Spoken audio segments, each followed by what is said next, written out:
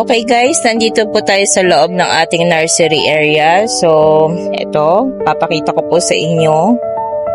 Good news yan. Meron na tayong 1, 2, 3. May 3 baby na yung ating syngonium. Ayan, yung white.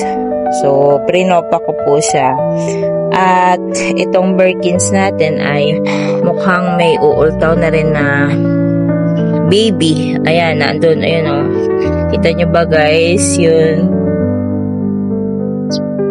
Yun, may magiging baby na siya.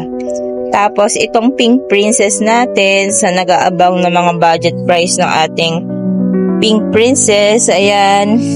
1, 2, 3. May 3 na tayo na itatransfer para sa ating budget price na Pink Princess Philodendron.